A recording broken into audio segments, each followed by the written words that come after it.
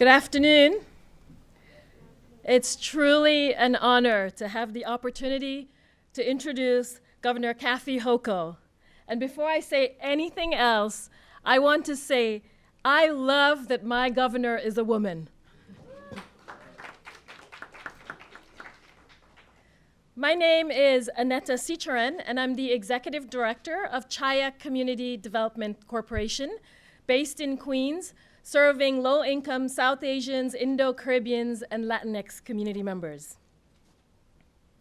I'm thrilled to be here today to introduce Governor Hochul, who, from her very first day in office, has been putting the needs of our people at the forefront of her administration's work. Governor Hochul had only been in office a few days when Hurricane Ida hit. Lives were lost, homes were destroyed, and what's worse, many of the Ida victims were already among the most impacted by the COVID pandemic. On that morning after the storm, and you may recall a bizarrely quiet and sunny morning, which belied the tragedies of the night before, the Governor Hochul, was walking the streets of our neighborhoods to see for herself the destruction. And this is who Governor Hochul has been since taking office in late August. Within a month of taking office, she managed to launch a $27 million Ida relief fund for undocumented individuals who did not qualify for FEMA aid. Our communities waited a year and a half for rental assistance. After months of delay, Governor Hochul was able to roll out the Emergency Rental Assistance Program within a month of taking office, ultimately getting more than $2 billion to New Yorkers in need. What's more, she has been a fierce advocate for more federal aid for ERAP.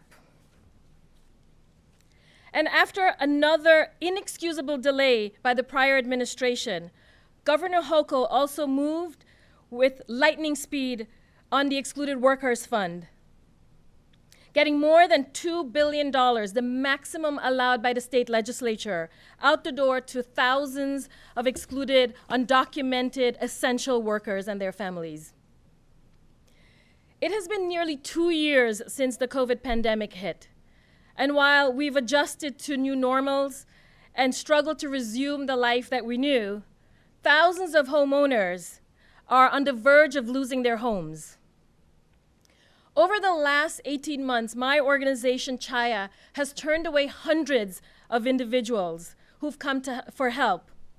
And that's because there's nothing that we were able to do to help them. They were seeking financial assistance.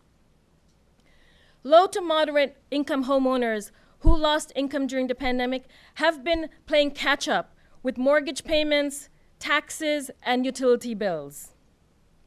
Our people have been waiting a long time for help.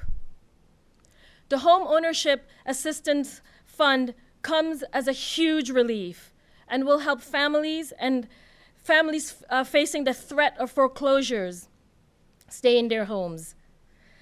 It's important to note that the communities most in need of this assistance are the most challenged by technology and language access.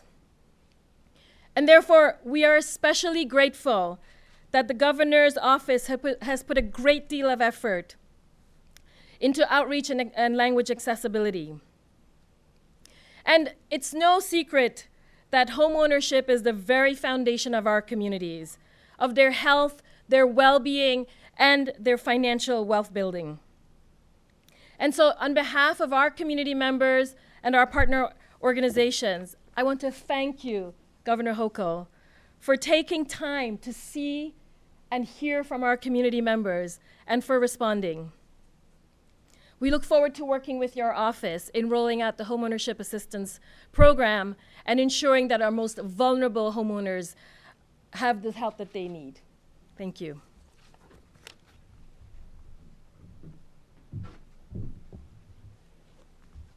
Good afternoon, and thank you, Aneta, for your impassioned remarks to talk about the people that you represent so strongly and in such a committed way to make sure that their voices are lifted up. And that's what this is all about, making sure that no one who has suffered from this pandemic, who, whether they were a renter, we focus very intensely on the rental relief programs, which you said had been held hostage for a while or not executed in a timely fashion, but also at the same time very conscious of the fact that there were many, many homeowners who were suffering just as well, those who were living on the margins to start, who lost their income because of no fault of their own, because of the pandemic, and got behind in their payments or were not able to make their other payments to be able to live in their homes. So I want to thank you for everyone at Chaya for continuing the outreach and giving people hope.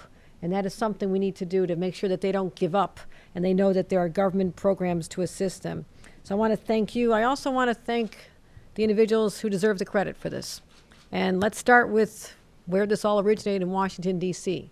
The administration of President Joe Biden, hearing the call of millions of U.S. citizens who suffered from this pandemic like no other, making sure that they got through Congress and Majority Leader Chuck Schumer and Senator Gillibrand, all the way to our congressional delegation. I want to thank the dean of that delegation, Jerry Nadler, for his tireless advocacy to make sure that New York was able to get funding like this. It is so critically important.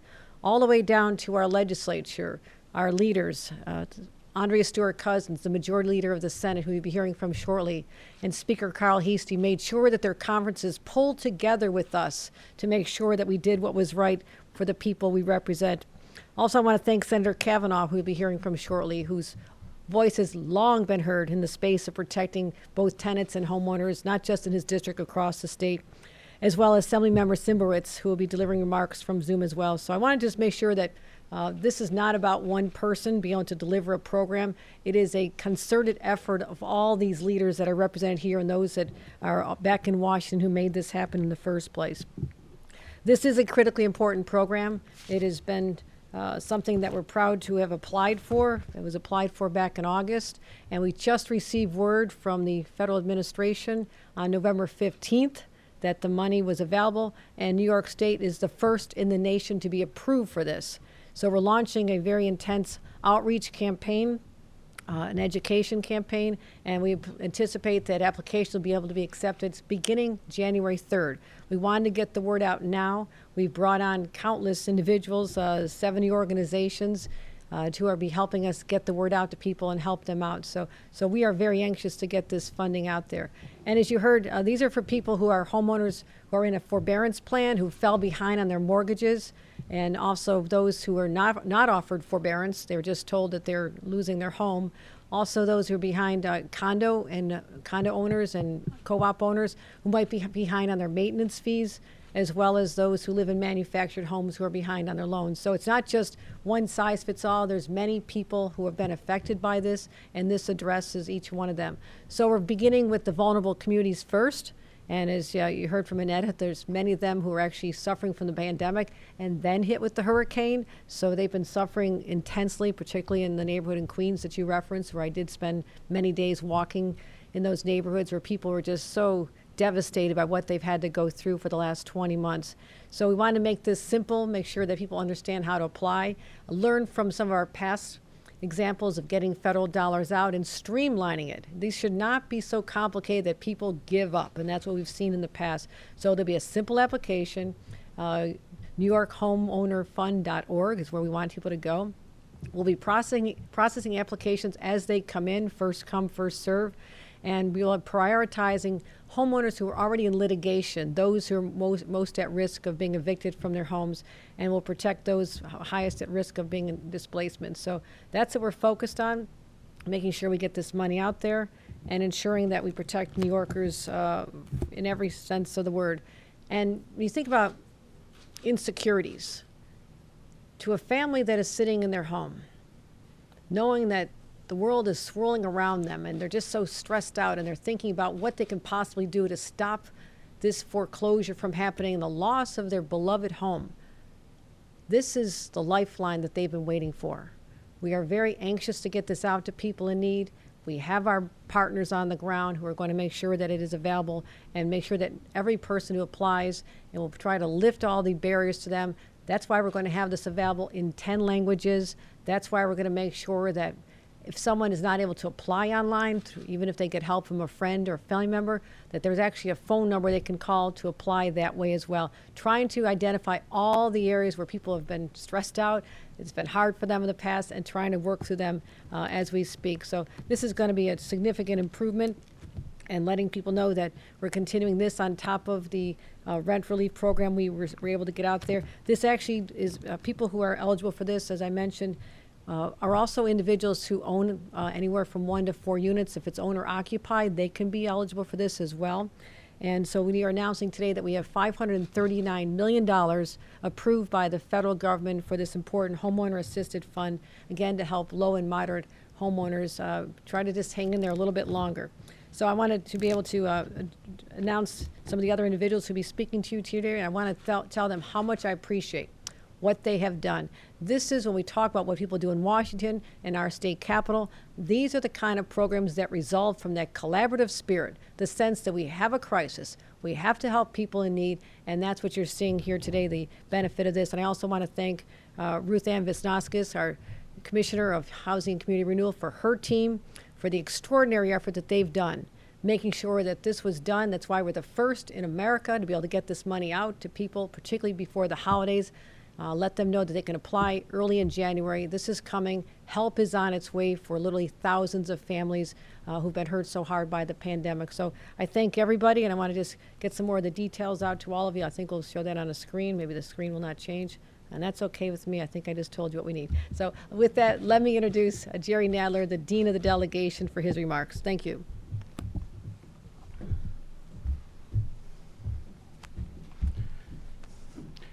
Well, thank you very much, Governor. Thank you for you and your entire team for working so tirelessly to get to this moment, when New York became the first state in the nation to be approved by the Treasury Department to launch its Homeowner Assistance Fund. No one, not renters, not homeowners, should be forced from safe, affordable housing because of health-related or financial hardship caused by COVID. This program, which was created through the American Rescue Plan, will help eligible homeowners stay in their homes. This includes those who are behind on mortgage payments, property taxes, and water or sewage bills, and it includes owners of cooperative or condo units behind on maintenance fees or homeowner association payments. I'm proud we were able to all work together at all levels of government, the governor's office, the state legislature, and the New York congressional delegation, so that no one would be left behind. We certainly have more work to do as we recover from this devastating pandemic, but this important program will get us one step closer. Thank you. And now it gives me great pleasure to introduce, via Zoom, the great Majority Leader of the State Senate, Andrea Stewart-Cousins. Thank you so much, Congressman Nadler. And we could not be happier to be part of this wonderful, declaration of some help coming to our homeowners. I want to thank the governor for a partner in making sure that New Yorkers, wherever they are being helped as much as we can by putting forth our efforts and making sure things are done on time so that people can claim the things they need in order to get their lives back together. And certainly giving accolades to our leadership, Senator Schumer, as well as Senator Gillibrand and our wonderful congressional delegation. Thank you again, Congressman Nadler, because we could be doing all kinds of things in the state, but if we're doing it in a vacuum, then we cannot be as impactful as we should be. And we know COVID has really knocked everybody for a loop. And so many people are facing insecurity in terms of every direction, including housing and making sure that they can keep a roof over their heads.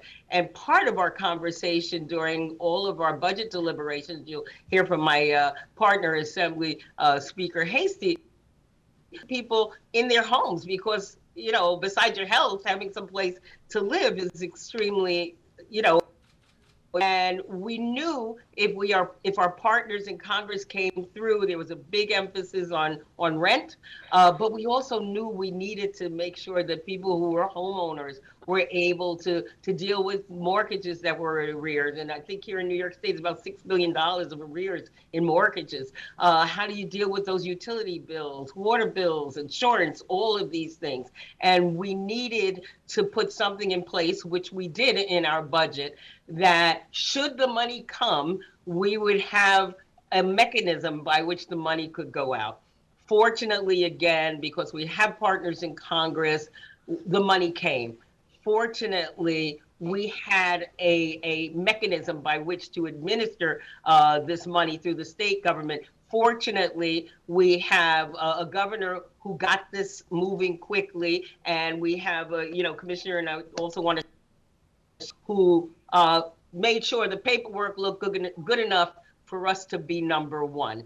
And I think, bodes well, but is certainly, our continued effort and our continued collaborative effort in order to make sure that people are able to bounce back economically from this terrible scourge of COVID. So again, congratulations to us all. We obviously have so much more to do, but I am so happy we're able to do it because we have real partners on every level. And that being said, I want to introduce my partner, the Assembly Speaker, Speaker Carl Hasting. Thank you, Madam Majority Leader.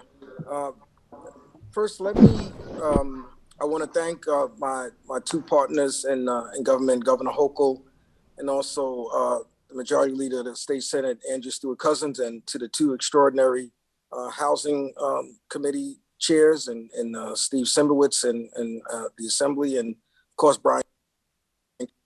And to you, the Dean of the Delegation, Congressman Nadler, you and of course the entire congressional delegation, along with our Senators Schumer and Gillibrand. Yeah, I remember last year my many discussions and calls and plea for help to the congressional delegation. I could say just about every single thing that we were concerned about and distressed about the needs of what the state of New York had to have based on this pandemic.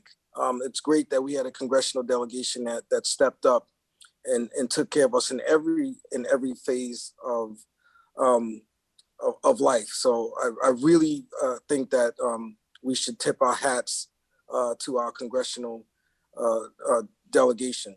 As a leader cousin said, for us as well in the Assembly, we always wanted to take a balanced approach. We tried to fit the needs of landlords, and of course, property owners, homeowners who are living as pandemic didn't spare anyone, and it touched everyone. And we wanted to make sure that the type of assistance would be helpful to everyone. So I'm so happy that we're able to now get to this next phase of helping New Yorkers, and that's what our commitment was last year.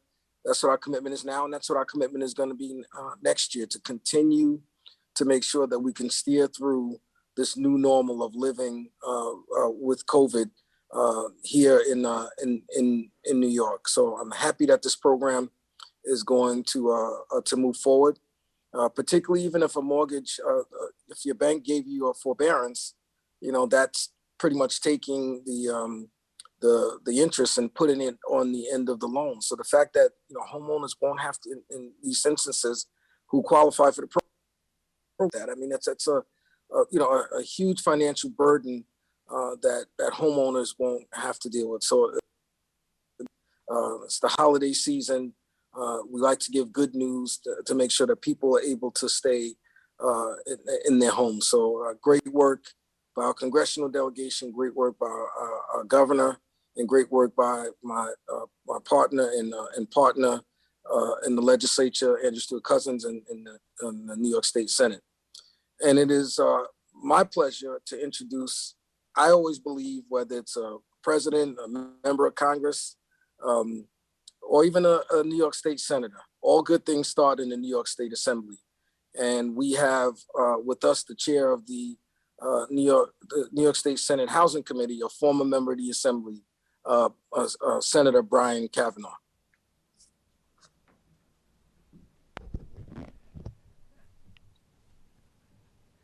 Thank you very much, Carl Hasty, who, as Carl notes, I had the great honor and pleasure of serving with for 11 years in the Assembly, and learned a great deal from him and from my colleagues, and particularly from the Assembly Housing Chair, Steve Simbrowitz, I'll introduce in a moment. But I'm going to just briefly join the gratitude fest that's going on here today. We really are tremendously grateful for the congressional delegation, for our 2 U.S. senators, and for Jerry Nadler and our congressional delegation for delivering extraordinary amounts of resources for us so that we can address the needs of every New Yorker, and particularly in the housing space where I've been working. And of course, our great leaders of both houses of the legislature, and what is particularly new here is a governor who began even during the interregnum, that 2 weeks when the prior governor had announced that he would be leaving, and we knew that new governor was coming in, but already began speaking emphatically about the need to ensure that we keep everybody in their homes, that nobody loses a home because of the health crisis or because of the economic crisis that has quickly followed that. And we know that crisis has been long, and it has been brutal for many of us, and we know that it is continuing. We are 21 months into this pandemic. We still have many people dying throughout the state, but we have taken aggressive steps in New York, I would argue, almost uniquely in America, to address this in a comprehensive way through our moratoria legislation, through an enormous rental assistance program. We are now #1 in the nation in terms of making that rental assistance program work.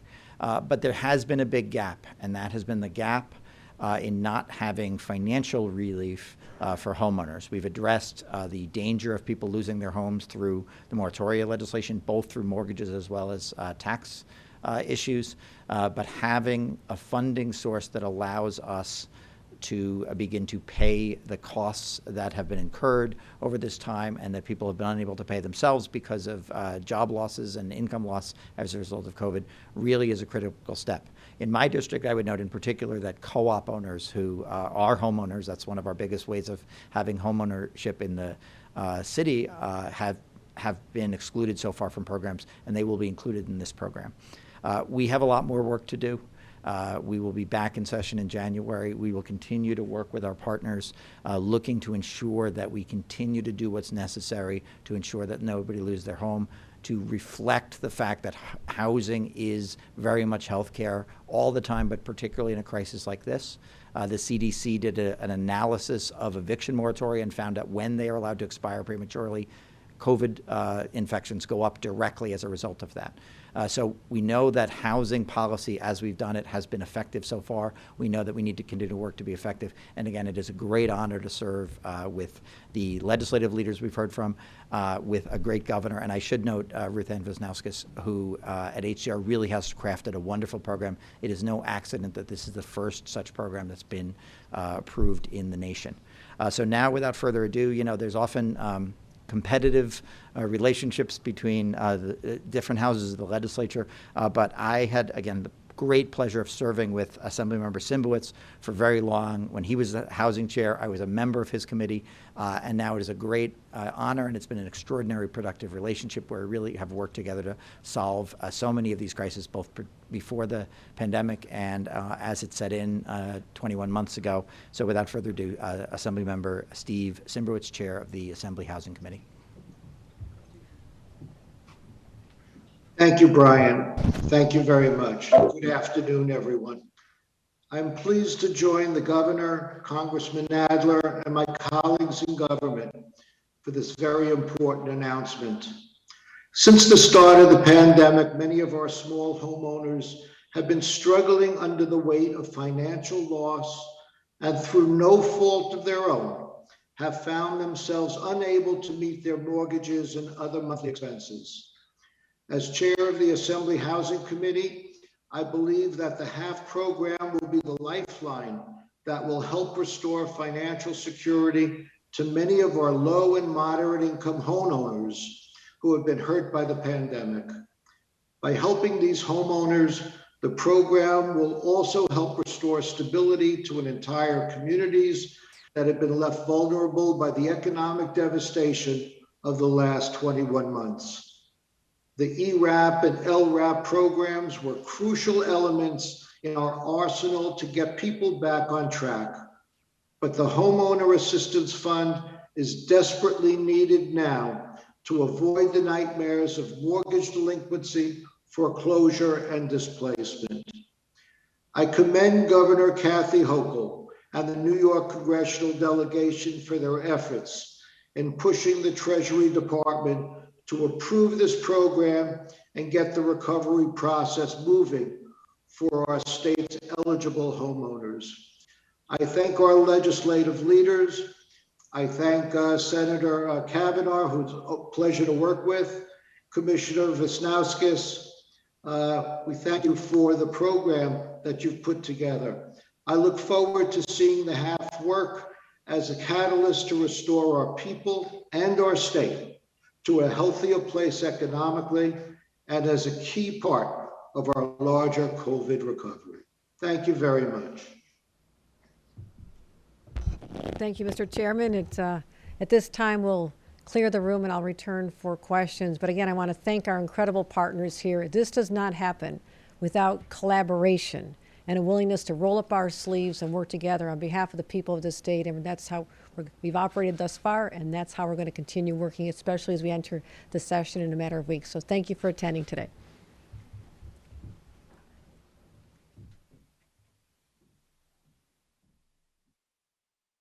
Good afternoon, and thank you again for coming. It's a great news day to be able to announce $539 million to go out to homeowners who are very stressed out as the holiday season's approaching and how they're going to make those payments. So thank you for attending.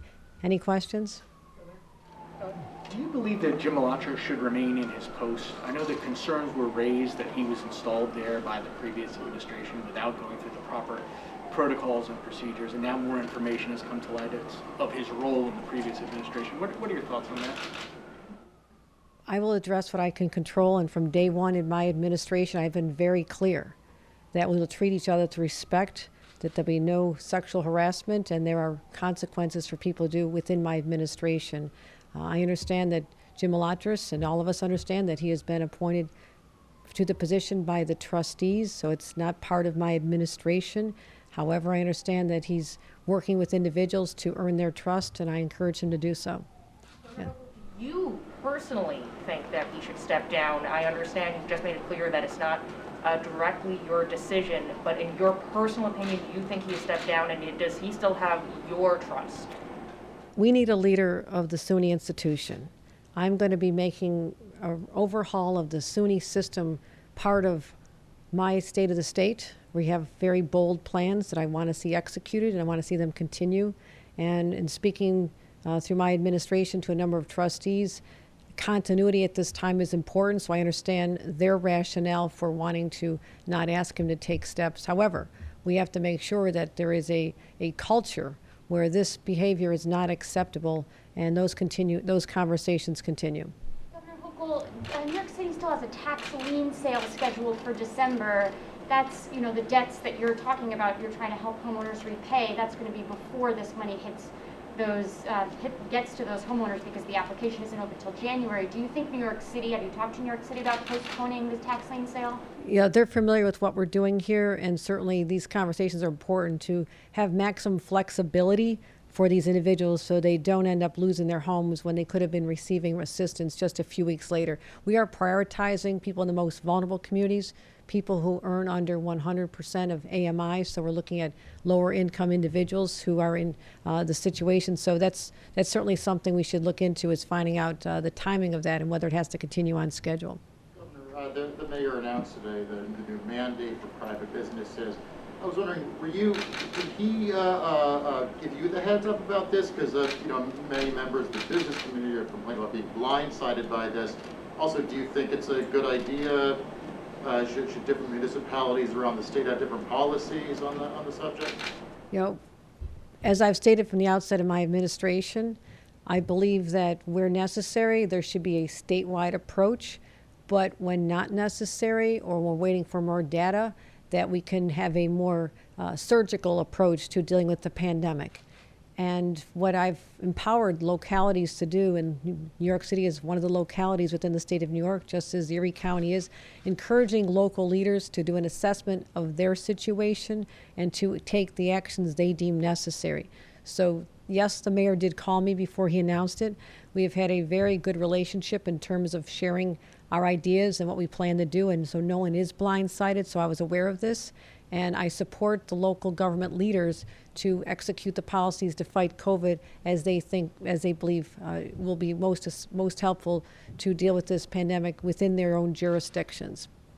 New York City has a relatively low COVID infection rate compared to the rest of the state. Is it time, with infection rates reaching 14% in parts of the state, for that statewide approach that you're talking about, with Omicron potentially coming in the winter? Right, and I understand. I've been talking about this for months. About the advent of this winter surge, which we fully anticipate. Our highest concern has been hospital capacity. That's why morning, noon, and night, my team and I are gathered working with county executives regularly, hospital administrators regularly, also the local health departments regularly, to make sure that we are all in sync and making sure we address the situation so in no area of the state is anyone denied quality health care. And that's what our main objective has been. But we are watching the numbers closely. We know that I said there would be a spike after Thanksgiving. There is a spike after Thanksgiving. This is very cyclical compared to the evidence we have from dealing with last year. And it also tapered off once January arose. And last year, may I remind everyone, we didn't even have a vaccine or booster. So we're going to continue focusing on those, and also policies that we believe are enforceable.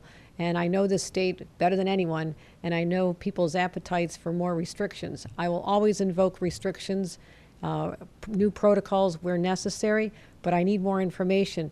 And you mentioned the latest variant, Omicron. We don't know enough right now. The early reports are saying it's highly transmissible, but it's not as doesn't cause as much illness as the Delta. So the primary variant in this country right now is still Delta, and that's what we're dealing with.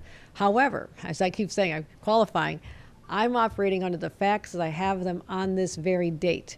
Circumstances could change like this, and I'll be nimble enough to make everything that I've put in place. Everything is ready to be deployed should we need to take any further steps to protect the people of the state, which is my highest priority. Governor, we're going to take some questions now over Zoom, and your first question comes from Jeff Cole at WWNY TV. Jeff, your mic is open. There we go. All right, Governor, how are you? Can you hear me? Yes, I can. Thank you. Hey, good afternoon. Thanks for the time.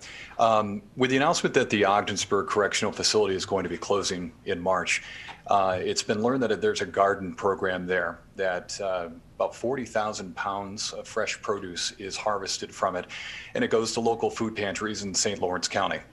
Senator Ritchie has asked you to reverse the decision to close the Ogdensburg facility and instead keep it open, expand the garden program so more people could be fed downstate. So wondering if you are aware of it, are you considering reversing the decision? And if not, will you increase the funding for those local food pantries that are going to be without the 40,000 pounds of food because they don't have it in their budget to go out and buy that food? So they're now in a problem as well because of this decision with Ogdensburg. Thank you. Well, I'm happy to address that on a number of fronts. One is that I have been very concerned about farmers, those who produce our crops and our dairy, and how we can make sure that it gets to the food banks. And a program that was launched during the pandemic, which was very successful, is called Nourish New York. Literally just 2 weeks ago, I stood in Queens at a place which was very heartbreaking to see, a line of 8,000 people looking to get Thanksgiving food to bring home to their families. And we announced that this program is now permanent. So New York State will be committed going from that day forward to making sure that we use state resources to purchase items from local farmers to get them into the food banks. However, the situation you talk about is something I'm willing to look at, how we can continue growing those crops and getting that food into food banks or replacing it somewhere else. But that should not be a reason to keep a facility open. And we're only closing 6 at this time, and every one of them has less than half of the capacity that it was built for. And it's a good thing that we have fewer people in prisons right now. I believe that is true. But I also said I knew there would be economic impacts on a local community. I had a prison close not far from where I grew up, and there's a lot of people I knew personally who would no longer be able to have the job where they wanted to as a corrections officer. So we offer those jobs to corrections officers elsewhere. I am also looking for creative solutions on how to retrofit those buildings, which are part of state property, to bring them back to the community. So I'm looking for input from the communities on how they want to use that. And perhaps in that case, and I'm happy to have conversations with Senator Ritchie, I have a strong relationship with her from the days we were back when we were county clerks. We can possibly look at that as another opportunity for using the facility for a different purpose, but making sure that we don't leave our food banks in trouble. So thank you for the question. Governor, your next question comes from Kate Lisa from Johnson Newspapers. Kate, your mic is open. Hi, Governor. Can you hear me? Yes, I can, Kate. Great. So first, I wanted to ask you, I think you said this program is for $539 million, and I believe it's it's going to satisfy or try to help up to $6 billion in mortgage arrears. So what about the other $5.5 billion that would be left over in there? What will you do to help those other homeowners? And also the emergency rental assistance program really was off to a sluggish start and got held up. So how will you make sure that these same kind of hurdles are not going to hold up this funding? Well, we did work very hard to get the money out for two major programs early on. One was the excluded worker program, where there was over $2 billion, of which none had gone out when I took office at the end of August. Also, the direct rental assistance program, $2 billion as well. Well more than half of that money is in the hands of individuals, and the rest of it is already committed at this time. So we know exactly where that money is going, and the people know it's coming. This program, we're also trying to learn from the programs of the past, which is why we've simplified this. We've made it so much easier for people to apply, and making sure that it's in many languages and that there's people on phones to be able to answer questions. So we anticipate that this is going to be a far different process to apply for. Did the federal government give us enough money to take care of every single homeowner in the state of New York? No. No, they did not. It's a $10 billion nationwide program, of which we have $539 million allocated for the state of New York. Now, there could be an opportunity if the money's not used, the $10 billion is not used all over the country, that there could be another program like we have with the rental one, where we're now going back and asking for any leftovers, so to speak, that were not used in other parts of the country. We've asked for nearly $1 billion more for the rent relief program from that Treasury pot. That money's sitting there, we hope. And if it is, our hands are out first. And we're very good at being first. As we know, we're the first in the nation to make this available to people. It'll never be enough, but it's far more than we have right now. The average family will be able to secure about $30,000. The maximum is $50,000. So it is not the complete answer to the crisis. That is alarming to all of us as well. But we only can work with what we've received from the federal government this far. And I'm grateful for every penny that we have, as well the families that will be benefiting from this, knowing that this holiday season is not the one they expected, but at least starting in January, they can prepare to start applying for this. Thank you very much, Governor. Just have time for one more Zoom question. Your final question comes from Shannon Young of Politico New York. Shannon, your mic is open. Hey, Governor. Today, new surge and flex rules took effect at hospitals across the state. Can you give us an update on how many facilities are affected by those rules and sort of how this process is going to work moving forward? And then secondly, just wanted to get some clarification. You keep saying that you're ready, willing, and able to exercise sort of a statewide policy if needed. What sort of metrics or thresholds would need to happen for that to be triggered across the state? Would infections have to hit a certain rate, or would hospitalizations have to hit a certain rate? Well, part of that has to tie in with the factoring in the Omicron variant, because when I stood here just days ago and said that we had 5 cases, then 3 more, I just asked in the last hour, and no more have been identified in the state of New York. That could change like this. We know after a weekend there's less processing going on, less sequencing going on in the labs, so I was waiting to see what would happen on a Tuesday. Right now we don't have more identified. That would have been a major trigger if we saw that there was 2 things. One is we're still waiting for information from the CDC and health experts to tell us, is this a variant that is lethal, that is something that is having breakthroughs from not just vaccinations but possibly booster shots? That's the data that we don't have right now.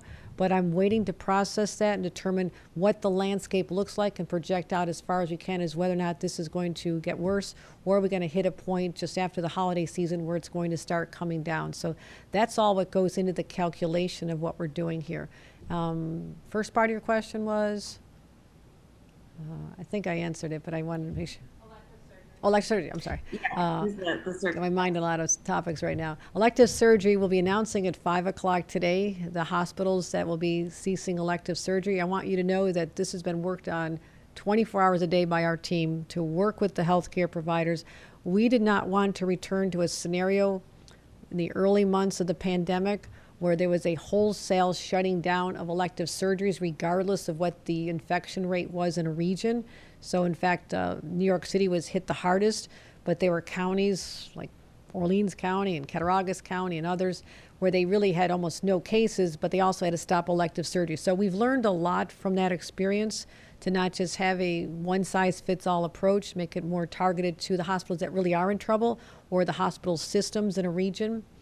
So we think that there'll probably be around 30 in the 30s. I would say in the 30s right now.